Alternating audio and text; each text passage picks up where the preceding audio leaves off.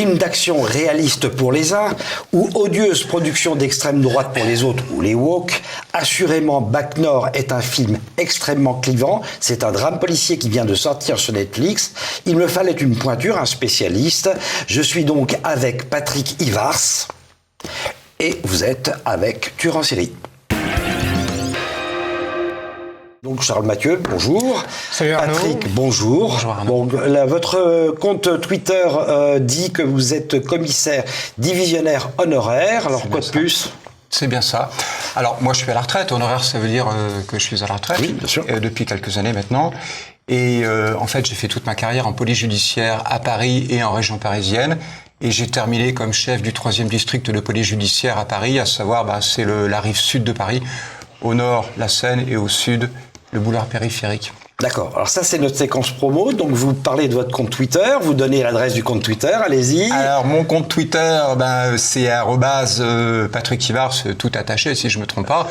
On me trouve assez facilement sur Twitter. D'accord. J'ai toujours plein de choses à raconter tous les jours. Voilà. Et attention, si vous y allez, vous verrez qu'il fait de la politique. Un peu. Pas plus ? Un peu beaucoup d'ailleurs, oui, bien sûr.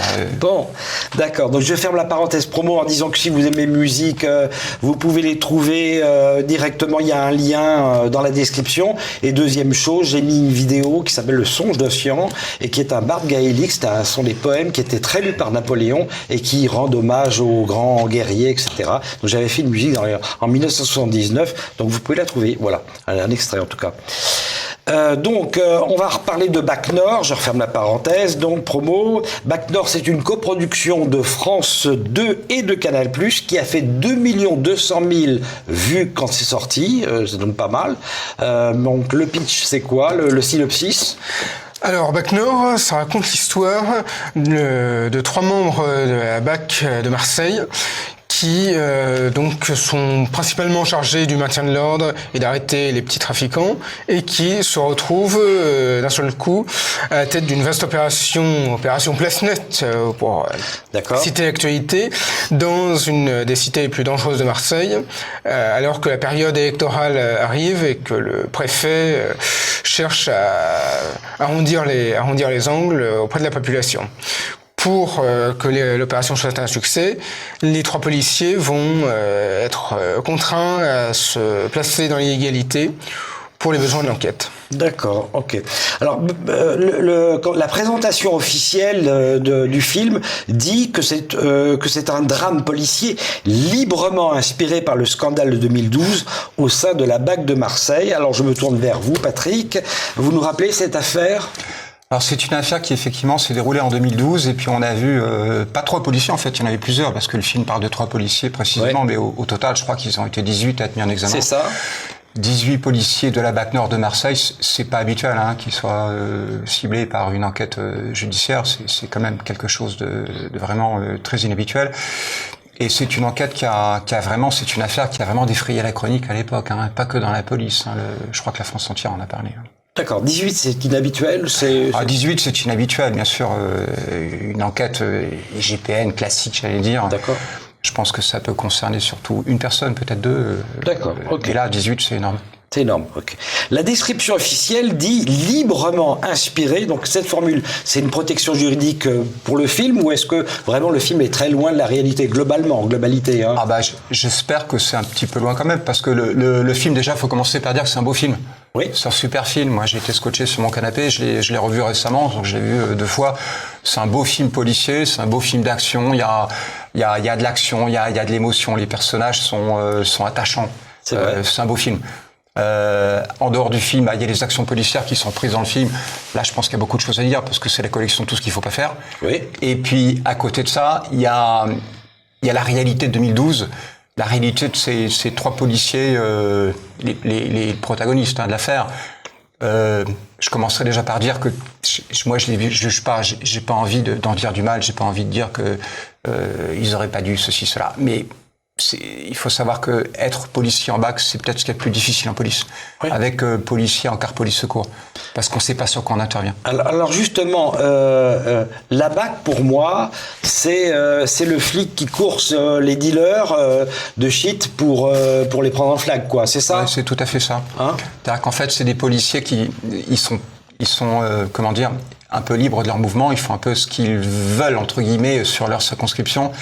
Et leur boulot, c'est de faire ce qu'on appelle du saut de dessus. C'est-à-dire qu'ils font du flag, sans arrêt du flag. Et ce sont des gens qui connaissent par cœur leur circo. Vous leur présentez une photo de surveillance avec un type qui a été photographié à 20 mètres de distance. Ils sont capables de vous dire qui c'est et puis de vous dire où est-ce qu'on peut le trouver sans aucun problème parce que c'est leur boulot. D'accord. Alors, on va voir en détail la vraisemblance du scénario. On va commencer sur la misère des moyens.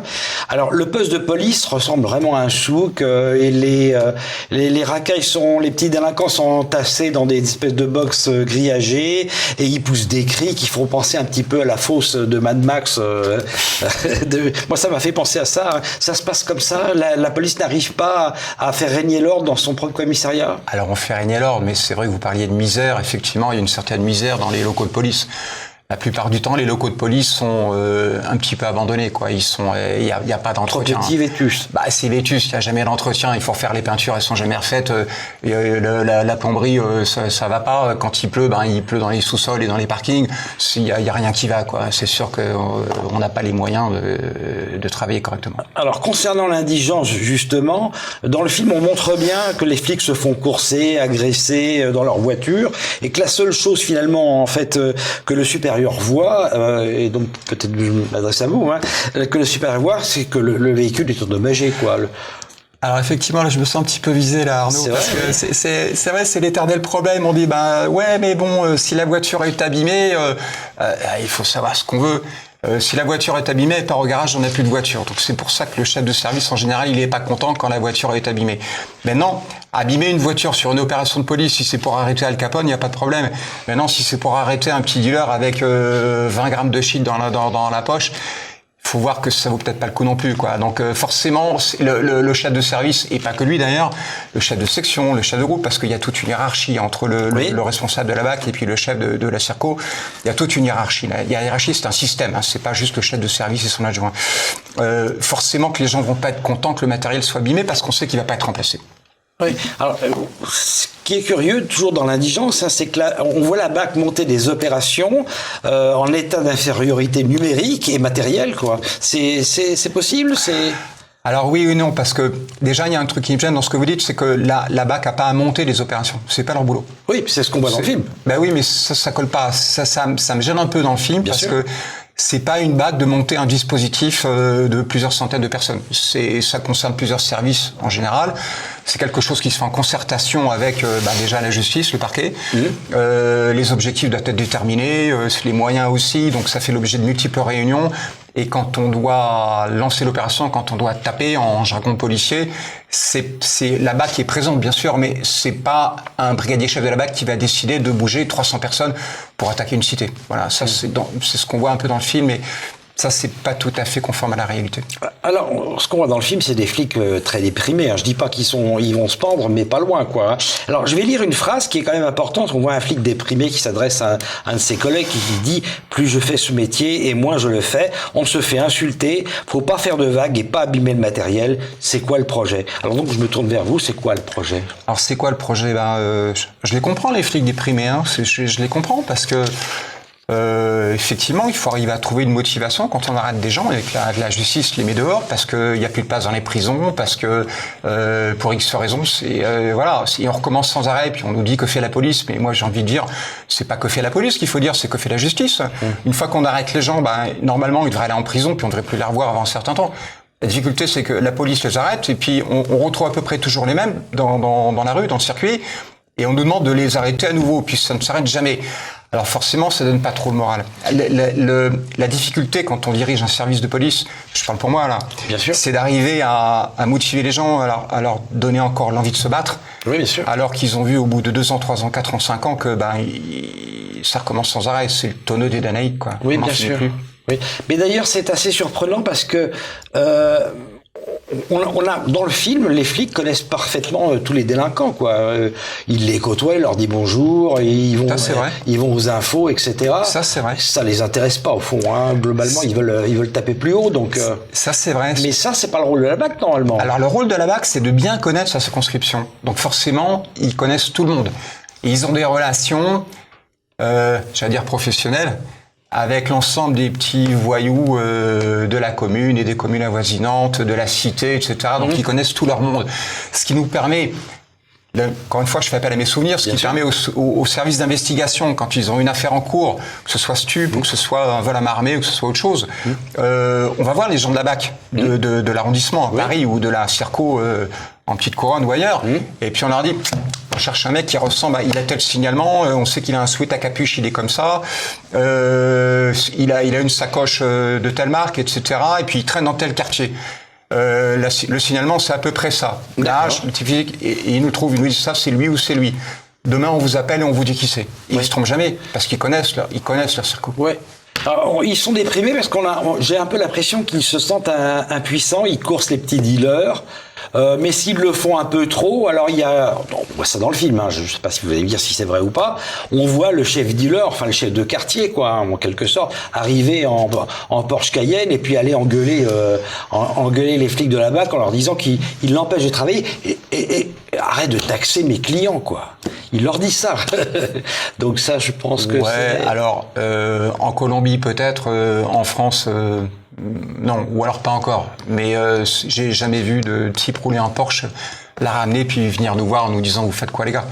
Ah ben moi je vois quand même des types en Porsche, on est au Kremlin-Bicêtre, on voit des jeunes qui ont 22 ans, qui ont une Porsche, les grandes gourmettes, la pétasse à droite, et puis... et la musique à fond.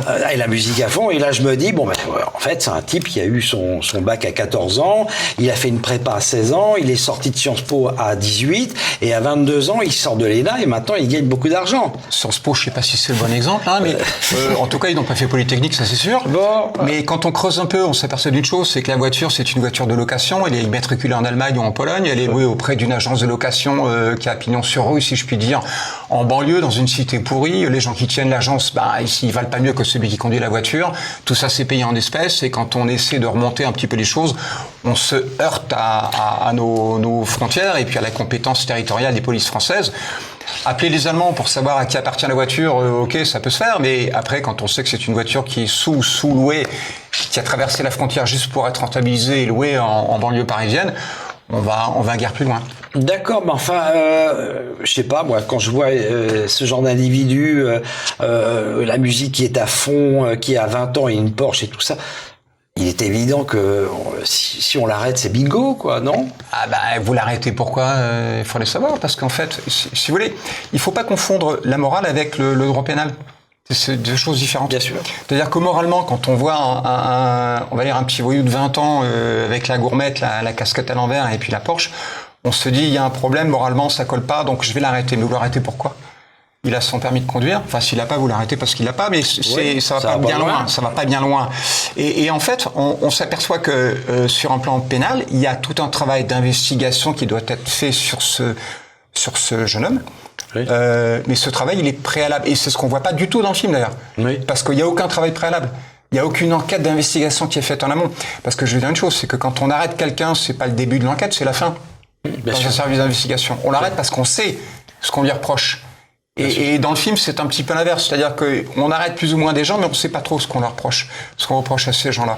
Dans un service d'enquête sérieux, l'enquête dure plusieurs mois, mais une fois qu'on arrête quelqu'un, à la limite, on n'a même pas besoin de l'interroger parce qu'il va nous dire c'est pas moi, machin, etc. On s'en fiche.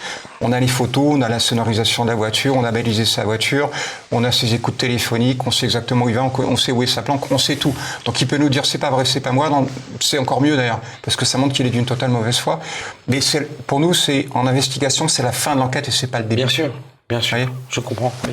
Alors, impuissance toujours, ou encore de la police, on voit dans le film des checkpoints.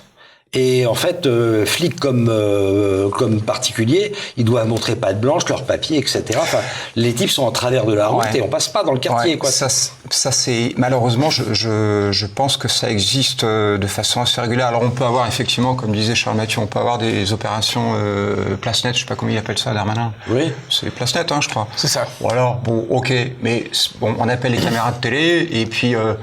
On appelle la célébrissime CRS8 ou ses petites sœurs. Et puis on fait l'opération, ça dure 1 heure, 2 heures. On saisit un petit peu de cam qu'on a trouvé dans un top case de scooter volé dans la cave. Et puis on repart. Et 1 heure plus tard, ça recommence comme avant, quoi. Oui. Donc on règle pas le problème. Maintenant, je vais vous dire une chose. Dans le film, on les voit se faire, quand ils vont serrer la tête du réseau, ils fuient sous les rafales de Kalachnikov, quoi. Il sert pas la tête du réseau dans le film. C'est une des critiques que je peux faire au scénario. C'est qu'il sort pas la tête du réseau. Pour serrer la tête du réseau en question, il faut déjà savoir quel réseau on attaque. Oui, bien sûr. Il faut travailler dessus. Il faut des écoutes téléphoniques une fois de plus. Il faut des filatures, il faut des surveillances, il faut des contacts avec des polices étrangères. C'est un service d'investigation qui fait ça. C'est pas une BAC. Et malheureusement, c'est un aspect de l'enquête policière qu'on ne voit absolument pas dans le film. En revanche, ils saisissent du produit, c'est sûr. D'accord, mais les rafales de Kalachnikov, ça existe? Oh bah, écoutez, oui, des Kalachnikov, il y en a quelques-unes, moins que ce qu'on croit, mais il y en a quelques-unes qui traînent dans les cités, c'est certain. Mais jusqu'à présent, elles sont surtout utilisées pour se tuer entre eux, quoi, entre dealers, parce qu'ils sont en perpétuelle rivalité. Maintenant, l'actualité nous a montré que des armes de guerre sont utilisées aussi pour des évasions. On a vu ça très récemment du côté de Rouen, c'est quelque chose de dramatique. Mais c'est d'ailleurs peut-être un des rares exemples où on voit des Kalachnikov enfin, c'était pas des Kalachnikov d'ailleurs sur le péage de la 13, mais on voit des armes de guerre qui sont utilisées pour tuer des fonctionnaires, pour tuer des agents de la force publique. Jusqu'à présent, à ma connaissance, c'est pas quelque chose que les policiers affrontent de façon régulière. Ça peut arriver de façon ponctuelle, mais c'est pas quelque chose qui est entré dans les mœurs des voyous. Oui. Tirer à l'arme automatique sur des policiers, c'est quelque chose qui, pour l'instant, n'est pas habituel. Alors, on va inverser maintenant le rôle. Habituellement, dans les films policiers ou les séries, on montre souvent les flics comme des prédateurs. Alors, est-ce que c'est une réalité? Est-ce que la violence des voyous appelle la violence des policiers? Ou est-ce que tout simplement, il y a peut-être un peu plus de prédateurs dans la police, parce que au fond, là où il y a de la prédation possible, il y a des prédateurs. Je prends un exemple très simple. Vous avez forcément plus de pédophiles dans l'éducation nationale que sur une plateforme pétrolière, parce que il n'y a pas d'enfants, quoi. C'est sûr. Il y a peut-être un peu de stupes sur les plateformes pétrolières, j'en sais rien, mais les pédophiles, le côté prédateur mis en exergue dans tous les films quasiment, hein, même dans Bac Nord d'ailleurs, hein, ils font les kékés, on les voit mettre coller des baffes, ils enlèvent un voyou en le tabassant. Ça, c'est possible ou pas? Alors, il faut un petit peu recadrer les choses. Prédateur, j'aime pas le terme en fait. J'aime pas le terme de prédateur, mais je dirais que on n'est pas dans le monde des bisounours, hein, chez les voyous. Ça se passe pas de façon gentille. Je dis prédateur parce que c'est comme ça qu'ils sont présentés. Alors moi, je dirais pas prédateur, je dirais que ce sont des gens qui ont une forte personnalité et qui s'imposent face aux voyous. Parce que dans le monde des voyous, dans ce monde-là, celui qu'on voit dans le film, on voit des gens qui ne respectent que la force. Ils vont pas respecter le droit, ils s'en fichent. Ils vont pas respecter la morale parce qu'ils n'en ont pas. Ils vont respecter la force. C'est la seule chose qui compte. Et si on veut s'imposer face à ces gens-là, il faut montrer qu'on n'est pas impressionné par eux et que on est impressionnant. C'est ce que vous appelez prédateur. À savoir qu'ils doivent s'imposer physiquement. Alors après, des baffes, comme vous dites, ça j'en sais rien. Après tout, peut-être, je sais pas. Bon. Mais le fait que les policiers aient besoin de s'imposer dans ce monde-là, c'est une évidence. C'est un monde de violence. Oui, c'est un monde de violence. Oui, dans un monde de violence, on va pas s'imposer par le dialogue. Ça les intéresse pas trop, quoi. Parce que pour eux, c'est de la faiblesse. Dans un monde de violence, face à des voyous violents, ça veut pas dire qu'il faut être soi-même violent. Il faut montrer que on a de quoi les dissuader de l'être. C'est pas un peu pour ça qu'on a mis des femmes dans la police et que les voitures patrouillent en binôme? Alors des femmes dans la police, Arnaud, j'en ai connu quelques-unes qui étaient dans ces structures, BAC ou autres. C'est pas forcément les plus faibles et les plus gentilles. Au contraire, elles se laissent pas marcher sur les pieds. Et le fait d'être une femme dans la police, dans ces services type BAC et autres, elles savent très bien qu'il ne faut pas du tout qu'elles apparaissent comme femmes, mais comme fonctionnaires de police avant tout. Et elles se laissent pas faire. Croyez-moi qu'elles sont très très dures, très très dures. Bon. Les flics dans le film, ils acceptent des sandwichs, ils mangent à l'œil, quoi, en fait. Hein. Il y a le food truck qui est là, on les sert gratuitement, ils prennent des cartouches de clopes aux vendeurs à la sauvette de clopes de fausse marque. Ça existe, ce genre de choses ou non? Ça existe peut-être, mais en tout cas, c'est pas terrible. Ce qu'on voit dans le film, c'est... alors, on parle du film. ce qu'on voit du film, ça donne pas une bonne image de ces services de police parce que on doit être exemplaire. On doit être exemplaire et c'est un peu ce qui manque. Je parle du film, hein. Oui. Je parle pas de la réalité de 2012. Je parle du film. Mais ce qui manque dans ce film, c'est quelqu'un qui dise aux trois personnages à la BAC, là, Oui. qui leur disent, attendez les gars, vous déconnez, quoi. Ça va pas, c'est pas comme ça qu'on fait. Du calme. Là, vous êtes en train de dérailler, vous êtes en train de passer la ligne jaune. la ligne jaune. Faut pas. Ce qui leur manque, c'est ça. Ce qui leur manque, c'est quelqu'un, et ça, c'est le rôle de la hiérarchie, en fait. C'est le rôle des collègues aussi, des autres BAC. Parce qu'une BAC, c'est pas 3 personnes, c'est plusieurs dizaines de personnes parfois, dans les grandes villes. Et ce qui leur manque, c'est ça. C'est quelqu'un qui leur dit, ça va pas ce que tu fais. Et si ça suffit pas, ça doit monter d'un cran ou deux dans la hiérarchie pour dire aux gars, revenez à la réalité. On se comporte pas comme vous vous comportez. Pourquoi? C'est très simple. Parce que déjà, moralement, c'est pas acceptable. Et puis parce que vous donnez prise à d'autres qui vont ensuite se plaindre. Et ça se voit dans le film. Après, ces gens-là vont déposer plainte. La plainte va se retrouver où? Elle va se retrouver à l'IGPN. Et vous vous retrouvez avec une enquête contre vous. Certes, pour des petites choses, le kebab, etc. Mais vous risquez de très gros ennuis. Alors justement, on va parler de l'IGPN en très peu, mais enfin un peu quand même. Quel est son rôle, son utilité, son importance? Ah, l'IGPN, c'est sulfureux, ça. L'IGPN. Alors l'IGPN, c'est un service de police des polices. C'est composé de policiers qui font des enquêtes, donc d'investigation sur d'autres policiers, tant sur le plan judiciaire que sur le plan déontologique. Et en fait, bon allez, c'est toujours un peu compliqué de parler de l'IGPN parce que tôt ou tard, un policier dans sa carrière, il les rencontre d'une manière ou d'une autre, quoi. Je dirais que l'IGPN, de ce que j'ai pu en voir, dans leur écrasante majorité, c'est composé de flics, hommes et femmes, qui viennent de services d'investigation pour beaucoup, qui savent faire la part des choses et qui sont des gens honnêtes, sérieux. La difficulté, c'est quoi? C'est qu'il ne faut pas que l'IGPN devienne une police politique, entre guillemets.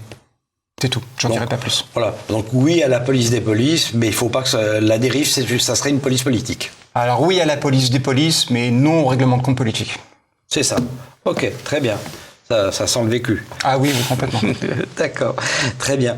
Alors, il y a des gens de droite qui pensent que finalement, si on légalisait le cannabis, ça va retirer des subsides aux racailles qui seront obligés de travailler, et puis 2, ça va libérer du temps pour la police. Qu'est-ce que vous en pensez? Vous êtes pour la légalisation ou pas? Alors, non, je ne suis pas pour la légalisation. Non, pas du tout. Mais c'est une vision... alors j'hésite parce que soit c'est une vision un petit peu angélique des choses, ou alors c'est une vision froidement libérale. C'est-à-dire c'est du commerce, business is business, et puis on va faire entrer le proxénétisme et puis le trafic de stupes dans le PIB des pays pour voir un petit peu comment ça fonctionne, si l'économie est florissante ou pas. Moi je trouve que c'est absolument pas moral. Déjà le cannabis c'est une drogue. Oui. Et je ne veux pas rentrer dans le débat drogue dure, drogue douce. Oui. Des adolescents en particulier qui fument du cannabis, ça les déstructure. Oui. Ça leur rend pas du tout service, ça abîme leur mental, ça abîme leur physique. Donc moi je suis absolument contre. Et sur un plan au-delà, je dirais que... Dans le film, les flics qui fument. Mais oui, mais évidemment, mais ça si... Il faut fument du cannabis, hein. Mais oui, j'ai vu, bien sûr. Alors je dis pas qu'il y en a pas, mais c'est pas quelque chose d'admissible. On peut pas lutter contre les stupes en en consommant soi-même, quoi. C'est pas possible. C'est pas moral. Alors je me place sur le terrain de la morale là. Bien sûr. Mais pour combattre les voyous, faut pas être voyou. Pour combattre les stupes, faut pas en consommer. Je me place sur ce terrain-là. D'accord. Je me place sur ce terrain. Ok, très bien. Selon Allociné, la note sur 5 est de 4,2 pour les téléspectateurs et de 3,5 pour la presse. Hein, c'est pas étonnant. Hein. Votre note? Ah ben moi 5 sur 5. Oui, carrément. Le film est un beau film. Quand vous voyez ce film-là, vous dites quand même, j'ai passé un bon moment. C'est un très beau film policier.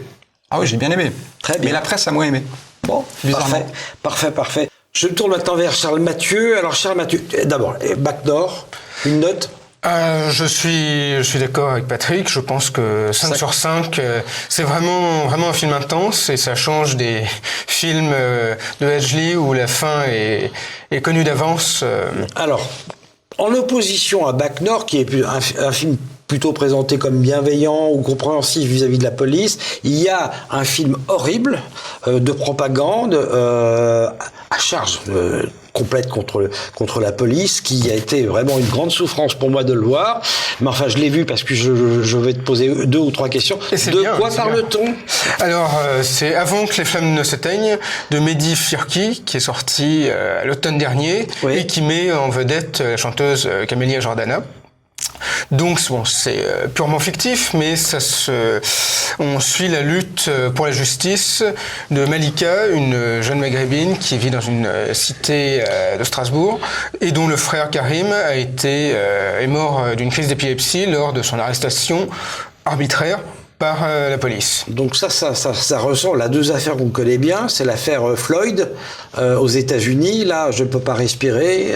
Et puis surtout l'affaire Adama Traoré en 2016, où donc ce multirécidiviste qui meurt au cours d'un contrôle. Alors il me semble que c'était les gendarmes. Ce sont les gendarmes. Il n'y a pas que la police dans ces histoires-là. Il y a aussi la gendarmerie. Voilà. Malheureusement pour eux. Oui, mais là dans ce film-là, c'est la police. Ils sont très méchants. C'est ça. Hein? Ça, donc on trouve évidemment toutes les caractéristiques qui leur sont propres. Ils sont racistes, ils sont xénophobes, ils sont violents. Alors comment c'est possible que la police soit raciste? Bon, dans les années 30 peut-être ou 40, je veux bien, mais à l'heure actuelle, la police est composée aussi avec une part importante de Français issus de l'immigration. Donc, alors, on travaille avec quand même. Et c'est dire même Ledgely montre des policiers issus de l'immigration. Donc si même le maître ose ça, non, là en l'occurrence Mehdi Firki lui montre que des policiers blancs systématiquement. Toutes les personnes bien intentionnées sont issues de l'immigration. Et s'il y a une journaliste qui fait un papier à charge en dévoilant le passé de trafiquant du jeune Karim et qui est prise à partie parce qu'elle est elle ne se bat pas pour la cause et pour la justice. Donc oui, c'est très très manichéen. Très manichéen. Et surtout très wokiste. Très très wokiste. Bon, quelque chose d'autre, la note. Alors la note, le film a été encensé par la critique, aussi bien dans la presse que sur les sites internet. En revanche, et c'est là que le film a connu quelques mésaventures. Les notes du public sur Allociné, 1,8.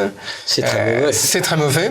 Alors bon, la production, c'est quand même a quand même déclaré que c'était une campagne de la fachosphère pour discréditer le film. Comme souvent d'ailleurs, il y a eu d'autres films qui sont passés par là. Mais ça n'a quand même fait que à peine 23 000 entrées, donc il y a peut-être quand même une raison à cette note désastreuse. Il y a une justice en fait. Il y a une justice. 2 200 000 ou même 2 500 000 maintenant pour Bac Nord, et puis maintenant quelques dizaines de milliers, c'est ça? C'est ça. Pour avant que les femmes ne s'éteignent. Il faut dire aussi que la prestation de Camélia Jordana est quand même assez limitée. Donc c'est juste un film qui est juste mauvais. Donc vous l'avez compris, si vous êtes policier et que vous avez envie de vous pendre, vous regardez avant que les flammes s'éteignent, c'est ça. Sinon, vous pouvez regarder Bac Nord, c'est un film sympa, mais pas très proche de la réalité. Vous avez quelque chose d'autre à dire? Qu'est-ce que je fais? Je vais aller voir avant que les flammes ne s'éteignent ou c'est pas la peine? Non, je pense vous pouvez faire l'impasse et ne pas rejoindre les 23 000 et quelques. Alors, je vais revoir Bac Nord. Alors. Voilà. Bon, très bien. Eh bien, à très bientôt et nous dans 15 jours.